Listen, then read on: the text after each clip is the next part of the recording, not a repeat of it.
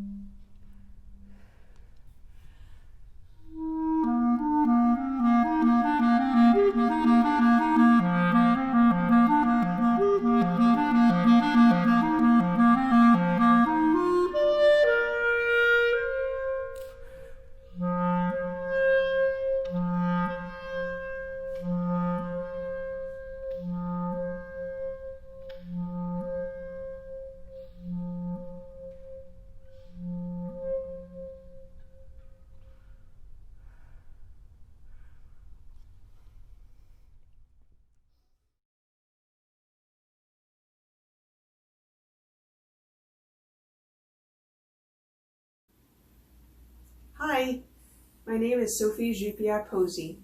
I am a French Venezuelan writer, music composer, and French teacher. As a child, I spent hours listening primarily to classical music and jazz, and I'd read the composers' biographies as well as the stories based on their music. From that exposure, I knew I wanted to make my own music.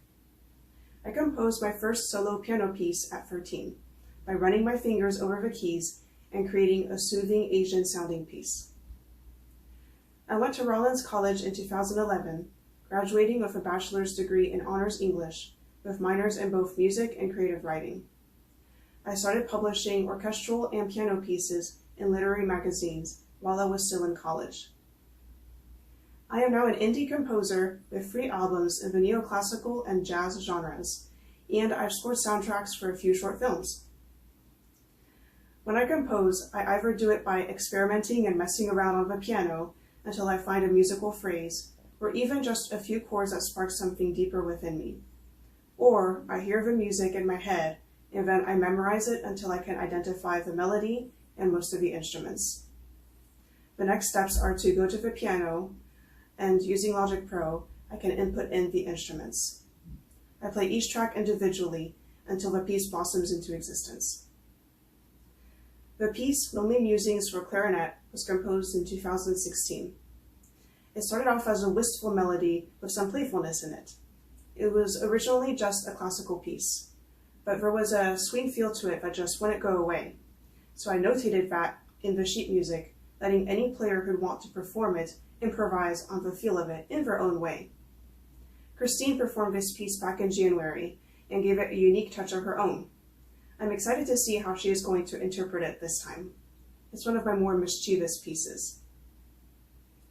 For Graceful Darkness in the Ballroom, it was composed this year. I heard it in my head, a lonely melodic phrase with a waltz tempo. Other instruments would try to come into the picture, but the clarinet would always outshine them.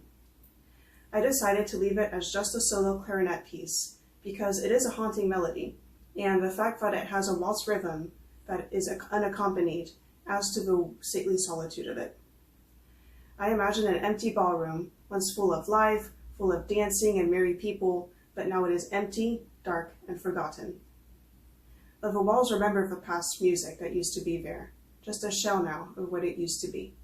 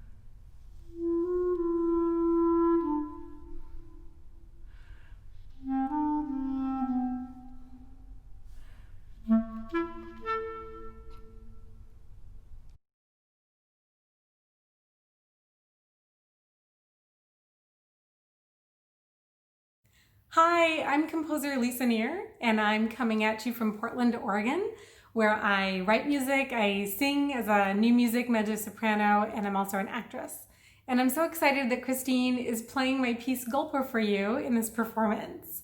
My process as a composer begins with an idea based in nature most of the time, or in a story, an environment, a critter, or a relationship. And so this one obviously is a critter piece.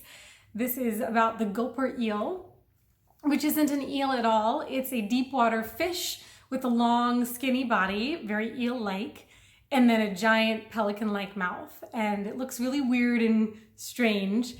And we really only know about the gulper eel from a few deep water submersible videos. And then when they get caught, unfortunately, and pulled up to the surface, which sadly they don't usually survive. So they're a little mysterious. But some of the things we do know about them that inspired the piece, we know that at the end of the tail of the gulper eel, they have an organ that glows pale pink and can also flash a bright red flash to attract prey. So this is something that you'll hear. When I read that got my ideas going as a composer, and that became high, sustained, floating notes that represent that pale pink glow, and then these aggressive slides up to the high register, loud, repeated notes that represent that more agitated red flashing. Another thing that we know about the pelican eel is how it moves, and it moves by whipping its long tail. And so that idea of a whip-like tail motion inspired these big leaping arpeggiated motions in the clarinet, up and down, very athletic, that you'll also hear in the piece.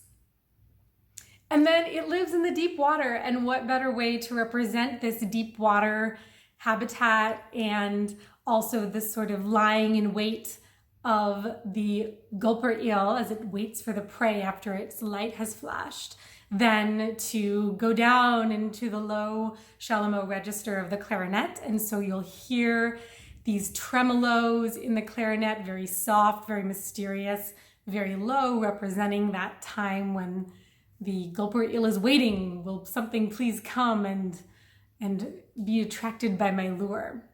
So my music takes these ideas that I read about. I try to tell that as a story, as a narrative, using motives that express this experience of the critter, this life that they lead. And one of the things I hope people will get out of it is I hope that this will get you interested in reading about these cool deep water critters and get you excited about the world around us. I take great pleasure and delight in learning about all kinds of interesting, weird, cool things that exist in this world. And that's what I want to bring people to in my music, is to a moment of appreciating and curiosity and joy and transformation. So I hope you enjoy the piece.